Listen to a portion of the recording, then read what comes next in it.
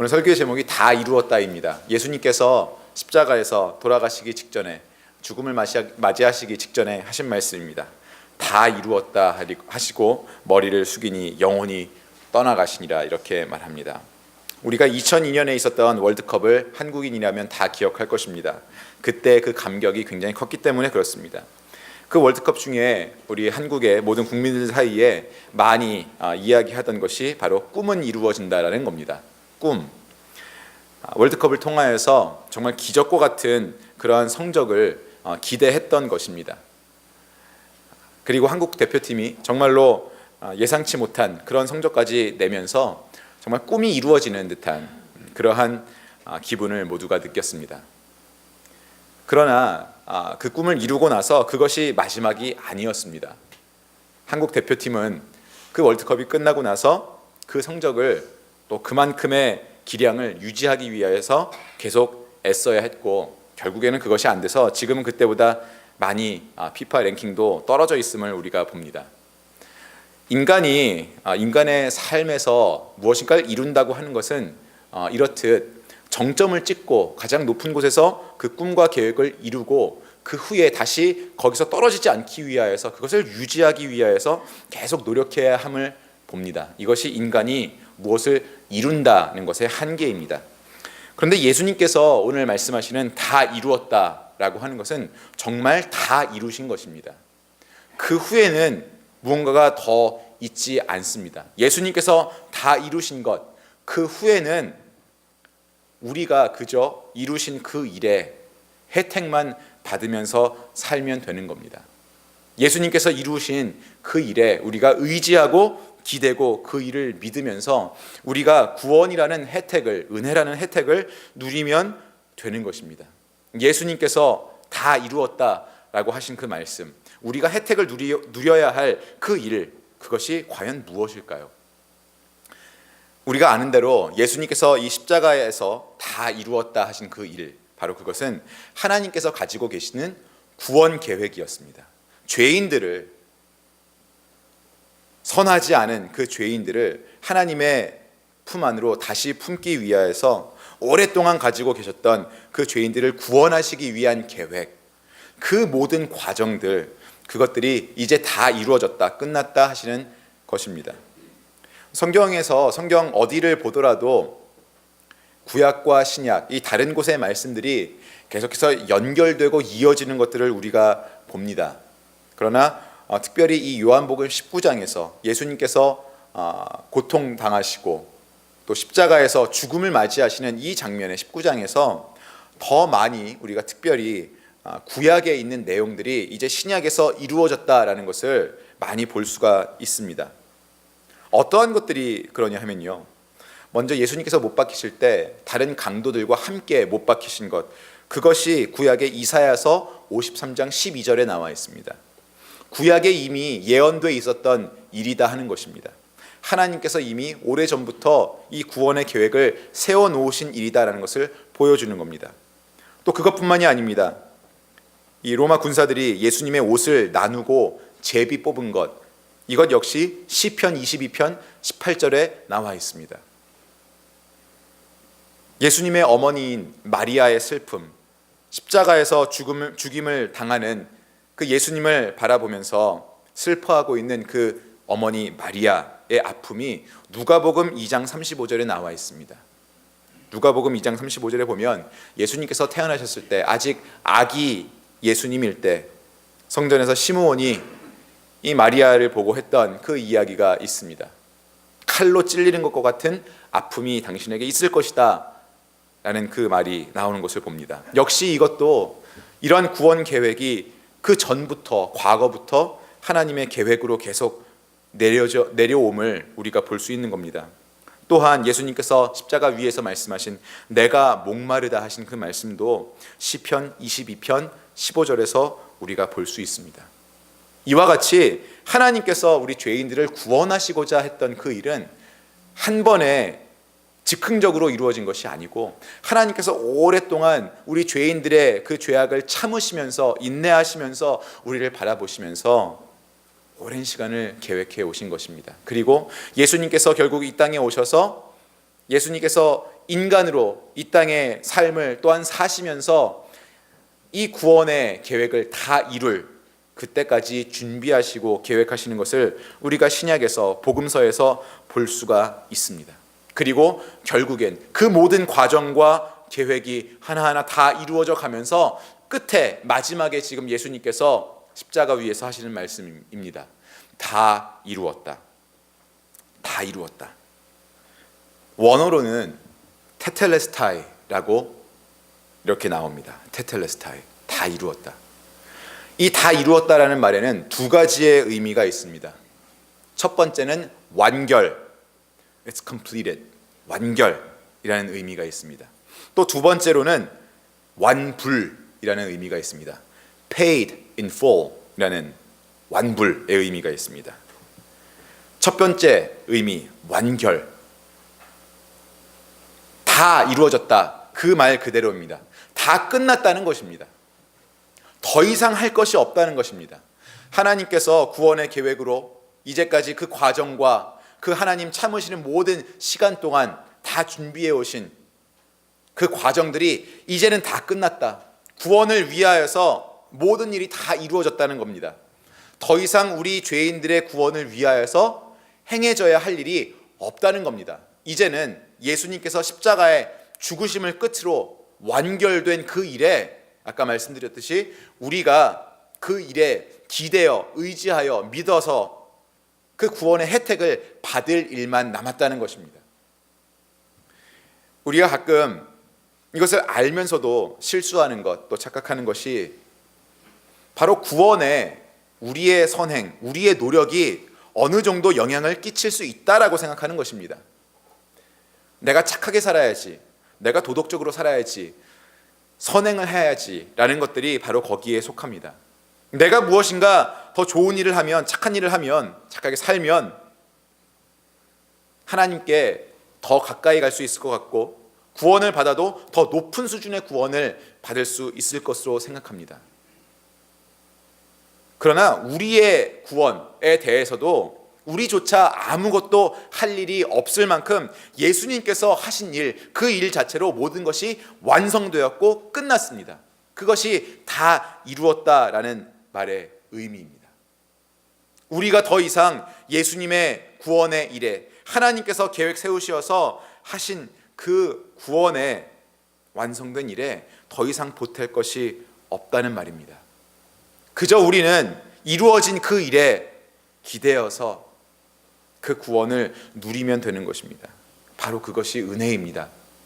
우리가 할 수 있는 것이 아무것도 없어도, 우리가 해야 할 것이 아무것도 없어도 누릴 수 있는 은혜, 바로 그것이 하나님께서 우리를 향하여 가지신 그 사랑을 우리에게 알려주는 것입니다. 완결되었다, 완성되었다, 끝났다는 것입니다. 그 다음에 또 한 가지의 의미가 있다고 말씀을 드렸습니다. Paid in full, 완불이라는 겁니다. 우리가 어떤 물건을 사면 어떤 상점에서는 영수증을 주면서 거기다가 도장을 찍어줍니다.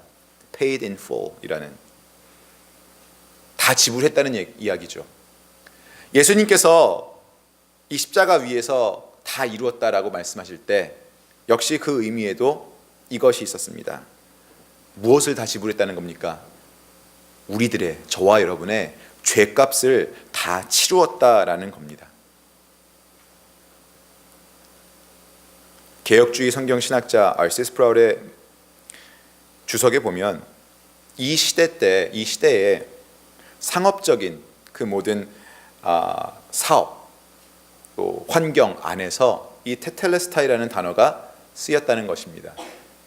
모든 대금이, 물건의 대금이, 또 비즈니스를 하는 사람들의 그 자금이 오갈 때 다 지불이 되면 테텔레스타이라는 말을 썼다는 것이죠. 다 이루었다, 다 지불되었다. 그렇습니다. 저와 여러분의 죄의 값이 다 십자가에서 지불이 된 것입니다. 다 이루었다라는 그 말의 의미, 완결되었다, 그리고 완불되었다. 우리가 이 완결되었다라는 것은 완불되었다라는 것보다 조금 더 가까이 생각하고 느끼는 것 같습니다. 이제는 더 이상 없다라는 것. 그런데 이 완불되었다라는 그 의미를 조금 더 깊게 깨닫지 못하여서 우리가 갖지 않아도 될 그런 고민들 가운데 너무나 많이 힘들어하고 있는 모습을 볼 때가 있습니다. 우리의 죄에 대하여서 우리가 갖지 않아도 될 그런 고민들을 하고 있다는 것이죠.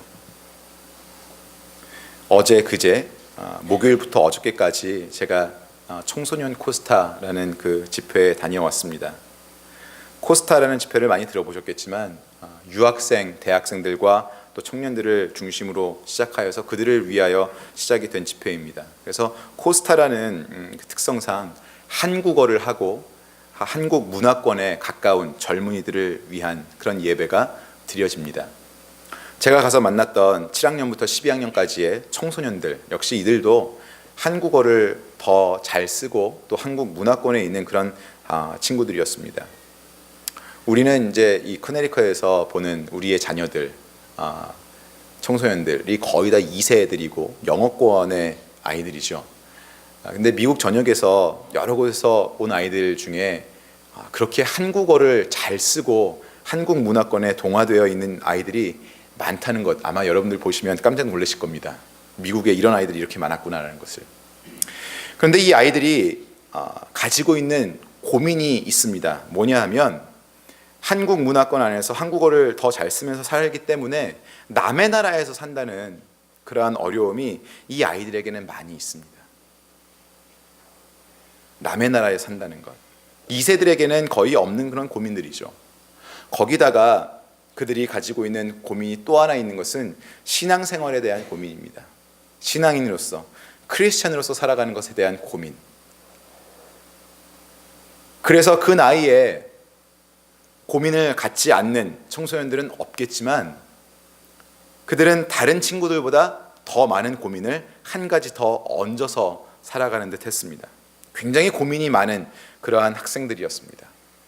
그래서 그런지 예배를 드릴 때나 기도할 때 굉장히 간절하게 기도하는 모습을 볼 수가 있었습니다. 깜짝 놀랐습니다. 그렇게 열심히 기도하고 뜨겁게 기도하고 오랫동안 기도하는 아이들, 어른들보다도 훨씬 더 기도를 뜨겁게 하더라고요. 근데 이 아이들의 고민의 내용들을 들어보니까 정체성에 대한 것들도 있었지만 신앙인으로서 살아가는 그 하루하루 일에 대한 고민들이 있었습니다. 내가 죄를 지으면 안 되는데 하나님 앞에서 죄를 지었다는 것, 그것에 대해서 죄책감을 갖는 것입니다. 이 죄책감이라는 것, 이것은 우리 모두에게 있는 그런 문제입니다. 제가 대학교 다닐 때, 대학생 때 수련회를 한번 갔는데요. 거기서 강사로 오신 강홍산 목사님께서 그런 말씀을 하셨습니다. 어떤 일을 하기 전에 그 일에 대해서 죄책감이 들면 그 일은 하면 안 되는 거다, 이런 말씀을 하셨습니다. 그 말씀의 의미를 생각해 보니까 죄책감이 든다는 것은 그 일이 죄라는 것을 뜻한다는 그런 의미인 것으로 깨달았습니다. 그리고 그 일이 죄인 것을 알면 당연히 우리가 하지 말아야 되는 것입니다. 죄의 문턱에 맞닥뜨렸을 때, 죄의 유혹이 바로 눈앞에 있을 때 이것을 하면 안 되는 것입니다. 내가 이것을 하고 싶은데 옳지 않다라는 생각이 들면 그때는 하지 말아야 된다는 것입니다. 죄를 짓기 이전에 갖는 죄책감입니다. 우리가 그 죄의 문턱 바로 앞에 서서 이것을 해야 되나 말아야 되나 고민을 할 때, 죄책감으로 고민을 할 때 바로 우리의 머릿속에 떠올려야 되는 말이 테텔레스타이, 다 이루었다라는 말입니다. 우리의 죄의 유혹이 너무나 커서 내가 그 죄를 짓고자 하는 욕망이 속에서 막 부글부글 끓어오를 때, 그것을 마다하기 힘들 때 예수님께서 그 십자가에서 마지막으로 하신 말씀, 다 이루었다라는 것을 생각한다면 우리가 그 죄의 유혹에서 떠나서 돌이키기가 조금 더 쉬울 것입니다. 예수님의 삶을 우리가 생각해 볼 수 있기 때문에 그렇습니다. 그 다 이루었다, 정말 다 이루기까지 예수님께서 살아오신 그 삶, 그 과정들을 우리가 생각할 수 있기 때문에 그렇습니다. 예수님의 그 삶에서 얼마나 많은 사람들에게 손가락질 당하시고, 얼마나 많은 사람들에게 미움 당하시고, 수치 당하시고, 인정받지 못하시고 그러셨습니까? 십자가에서 돌아가시기까지 많은 사람들에게 수치를 당하고, 죄인 중에 정말 가장 죄질이 안 좋은 죄수로 버림을 받고 하면서까지 그 삶을 그렇게 고통스럽게 수치스럽게 사신 그 이유가 무엇이냐 하면, 지금 우리들이 바로 눈앞에서 그 문턱을 넘어갈까 말까 하고 있는 그 죄의 유혹, 그 죄 때문에 그 죄값을 치르기 위하여서 그 삶을 다 참아내시고 살아내신 것이란 말입니다. 그래서 내 눈앞에 죄가 있을 때, 그리고 그 죄의 유혹을 이기기가 힘들다라고 생각할 때, 예수님께서 그 많은 수치와 고통을 바로 이 죄 때문에 참아내시고 당하셨지, 그래서 다 이루었다라고 말하셨지라는 것을 우리가 기억하면 그 눈앞에 있는 죄의 유혹에서 조금 더 멀어지고 돌이켜 다른 방향으로 나아가기가 수월해진다는 겁니다. 그래서 여러분, 우리가 죄를 짓기 전에 갖는 그 죄책감 앞에서는 다 이루었다라는 이 말씀을 기억하면서 그렇게 죄에서 발길을 돌이켜야 하는 것입니다. 그러나 우리에게 있는 더 큰 문제는 죄를 짓고 나서 갖는 죄책감이 있다는 겁니다. 죄를 짓기 전의 죄책감보다 죄를 짓고 나서의 죄책감이 우리에게 더 큰 문제입니다. 우리의 눈앞에 그런 죄의 유혹이 있을 때, 죄의 문턱까지 갔을 때 정말 무슨 수를 써서라도 이 말씀을, 다 이루었다라는 말씀을 기억하여서라도 우리가 그 죄의 문턱에서 돌아설 수 있으면 다행입니다. 그런데 더 많은 경우에 사실은 우리가 실수하고 실패하여서 죄의 문턱을 넘어갑니다. 죄를 짓습니다. 그리고 나서 또 죄책감이 계속 듭니다. 내가 죄를 지었구나, 하면 안 되는 일을 하였구나. 그리고 괴로워합니다. 그 죄책감은 어떻게 해야 합니까? 죄를 짓기 전에 죄책감은 죄를 짓지 않음으로써 해결할 수 있다고 하여도 이미 죄를 지은 다음에 그 죄책감은 어떻게 해야 하냐는 것입니다.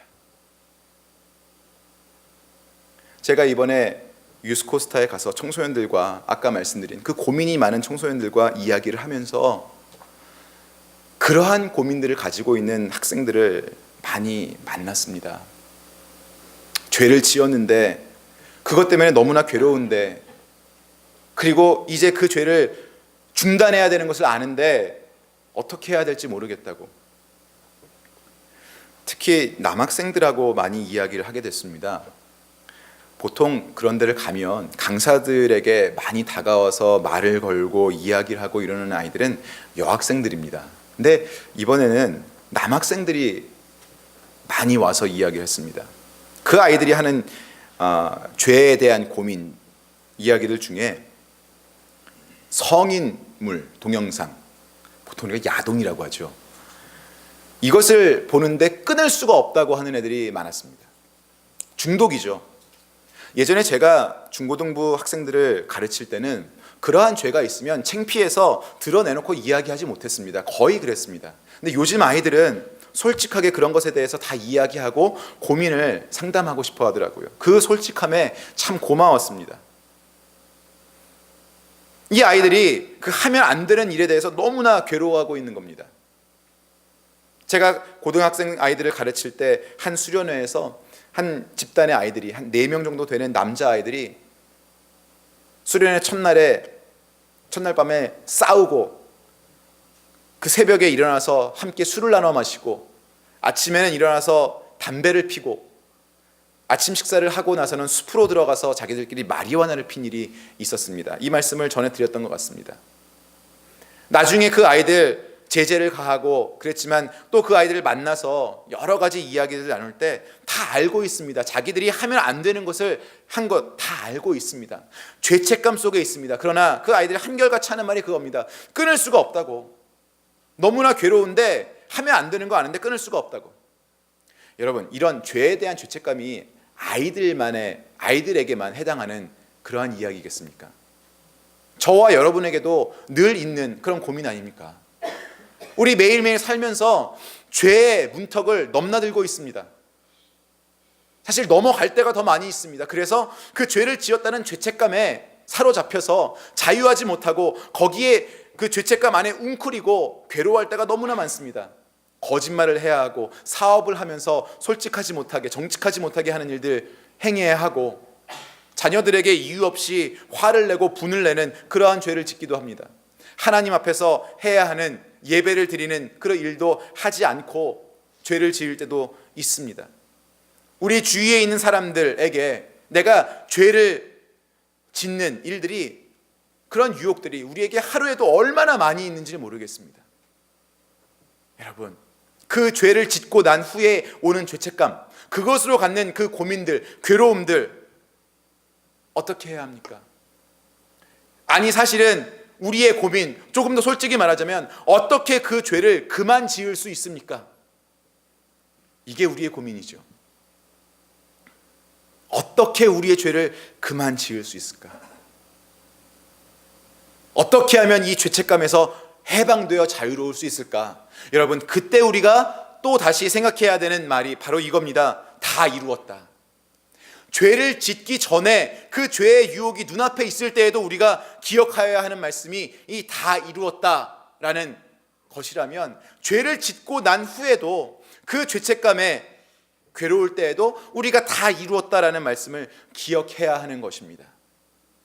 다 이루었다. 예수님께서 십자가에 돌아가실 때 예수님의 생명이 그 십자가에서 마지막을, 죽음을 맞았을 때 그 죽음에 나도 함께 죽은 것입니다. 그 의미는 내 죄가 그 십자가에 함께 못 박혔다는 것입니다. 예수님이 돌아가실 때 나의 죄가 예수님의 죽음과 함께 죽은 겁니다. 내 죄가 없어진 겁니다. 내 죄가 더 이상 생명력을 발휘하지 못하도록, 내 죄가 더 이상 효력을 발휘하지 못하도록 예수님 죽으실 때 내 죄가 같이 못 박혀서 죽은 겁니다. 죄의 생명력이 없습니다. 그런데 나는 아직도 그 죄에 대한 죄책감으로 괴로워하고 있습니다. 여러분, 예수님께서 다 이루었다라고 하셨을 때는, 죄에 대한 죄값을 다 치루었다라고 말씀하셨을 때는 우리 죄에 대한 그 모든 해결책을 다 거기서 끝내셨다는 것입니다. 우리는 죄에 대한 해결책이 있는 사람들입니다. 예수님께서 그 죄값을 다 완불하셨기 때문에 우리에게는 죄책감으로 괴로워하는 것이 아니고 그것에 대한 해답이 분명히 있습니다. 우리 청소년들, 그리고 우리들, 죄를 짓고 나서 그 죄책감이 있을 때, 이것을 어떻게 하지? 이 죄를 어떻게 하면 그만 지을 수 있지? 우리가 막 고민합니다. 그리고 그것이 마지막 단계로서, 죄에 대한 마지막 단계로서 우리가 고민하고 우리가 연구하고 우리의 의지를 막 사용해야 하는 그러한 단계로 생각합니다. 근데 여러분, 그게 끝이 아니라는 겁니다. 그게 마지막 단계가 아닙니다. 죄에 대한 마지막 단계는 우리가 싸우고 스트러글 하는 것, 그게 마지막 단계가 아닙니다. 예수님께서 다 이루었다라고 하신 그 말씀은 죄에 대한 단계가, 그 다음 단계가 하나 더 있다는 것, 그것을 의미합니다. 바로 무엇이냐 하면 회개입니다.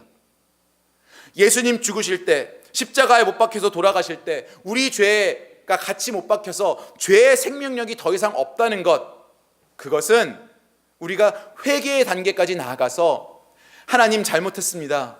예수님께서 십자가에 못 박혀 죽으실 때 나의 죄가 함께 못 박히신 것을 내가 잠시 잊고 이 죄가 주는 그 잠깐의 즐거움에, 쾌락에 내가 빠져 있었는데, 이제 다시 돌아보니 그 죽음에, 그 다 이루신 그 죽음 속에 나의 죄의 생명력도 들어가 있었음을 다시 기억했습니다. 하나님 용서하여 주시옵소서라고 회개할 수 있는 단계가 있는 겁니다. 그런데 우리는 회개까지 가지 못합니다. 왜? 내가 지은 죄가 너무 커 보이고 나의 죄책감이 너무나 커서 그 안에 사로잡혀 있는 겁니다. 회개까지 가서 내 입에 내 죄를 스스로 담아서 그걸 고백하는 것조차 괴로운 겁니다. 내 죄를 내가 기억하는 게 괴로운 거죠. 그럴 만큼 우리는 죄인입니다. 그런데 예수님께서 다 이루었다라고 말씀하신 것, 그 은혜에는 아니야 한 단계가 더 있어. 그 죄를 너희가 어찌할 수 없는 그 죄책감을 해결할 수 있는 한 단계가 더 있어 라고 말씀하신 겁니다. 그게 완불의 의미입니다, 여러분.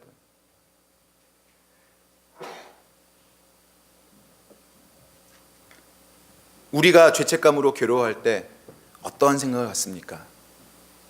내 의지가 강하지 못하여서, 내 의지를 이 죄에 대한 욕망이 이겨서 또 죄를 짓는구나, 그렇게 생각하시죠. 죄는 우리가 죽이는 게 아닙니다, 여러분. 죄는 이미 죽은 것입니다. 우리가 죄를 죽이는 것이 아니고, 죄가 이미 예수님 십자가에 못 박히신 그곳에서 함께 못 박혀 죽고 없어진 것입니다. 거기서 다 이루어진 것이고, 다 끝난 것이고, 다 지불된 것입니다. 만약에 우리에게 죄를 죽일, 죄의 생명력을 죽일 능력이 있었다면, 우리의 의지가 그만큼 큰 능력을 가지고 있었다면 예수님께서 십자가에 못 박히실 이유가 없습니다. 예수님께서 십자가에서 돌아가실 이유가 없는 겁니다. 예수님께서 그 구원의 계획을 다 이루시고 다 끝내실 이유가 없습니다. 우리 죄를 우리가 죽이면 되고 우리가 중단하면 되는데, 그럼 우리 구원을 우리가 얻는 것 아닙니까? 우리 다 알지요. 아무리 의지를 강하게 사용하여서 죄에 대한 그 유혹을 다 끊어버리고 죄를 짓지 않으려고 정말 참아내고 인내하려고 하고 의지를 사용하려고 하여도, 아시잖아요, 여러분. 안 되지 않습니까? 성공하셨나요? 몇 번이나 성공하셨나요? 여러분의 의지로, 여러분의 인내심으로 그 죄를 짓지 않기 위한 그 노력에서 얼마나 성공해 보셨습니까? 안 됩니다. 몇 번은 될 때도 있을지 모르지만 거의 대부분 안 됩니다. 우리가 그만큼 능력이 없는 사람들입니다. 죄에 대하여서는 그 유혹을 우리가 그렇게 이기기 힘들 만큼 우리 연약한 사람들입니다. 그래서 그 죄를 우리가 죽일 수 없어서 예수님께서 당신께서 못 박히시는 십자가에 그 죄를 같이 못 박아 죽게 하신 것입니다.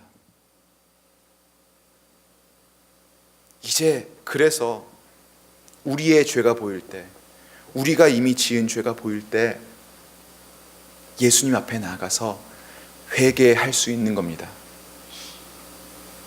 하나님, 내 죄가 예수님의 십자가에서 함께 죽었는데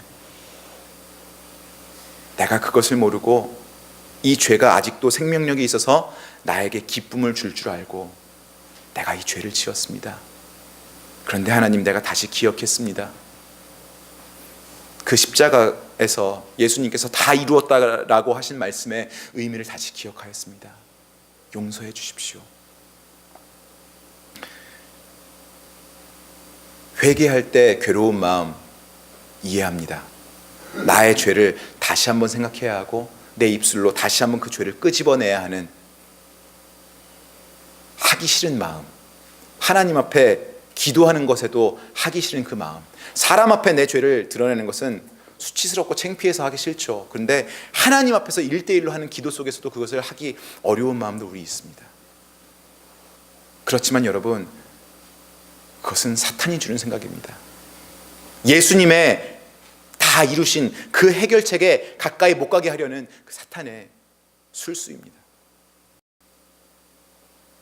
만약에 회개를 한다면, 회개가 그런 것이라면 오늘 죄 짓고 내일 회개하면 되겠네요. 여러분, 누구도 하나님의 은혜를 그렇게 쉽게 생각하지 않죠. 죄책감을 느낄 정도로, 죄책감에 괴로워할 정도의 신앙을 가진 사람이라면 예수님의 은혜를 그렇게 가볍게 값싸게 대하지 않을 겁니다. 죄를 짓는 것 그 자체가 너무나 나에게 가슴 아픈 일이라는 것을 알기 때문에, 그래서 죄책감을 갖는 것이 아니겠습니까? 십자가 위에서 다 이루었다라고 하시는 말씀, 죄에 대하여서 자신 없으시지요? 죄에 대하여서 죄책감이 있으시지요?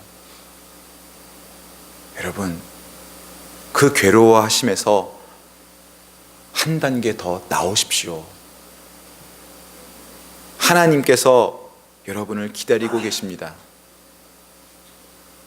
회개로 나오실 그 시간을 하나님께서 기다리고 계십니다. 예수님께서 그 십자가에서 다 이루어 주신 그 해결책이 있는데도 왜 사용 안 하고 계십니까, 여러분? 하나님의 사랑과 은혜는 넓고 깊어서 우리가 죄를 짓고 나 저번에 회개했는데 무슨 면목으로 또 나아가서 회개하지? 그러지 않으셔도 될 만큼 하나님의 은혜와 사랑은 커서 언제라도 여러분 나가서 하나님께 회개하셔도 됩니다.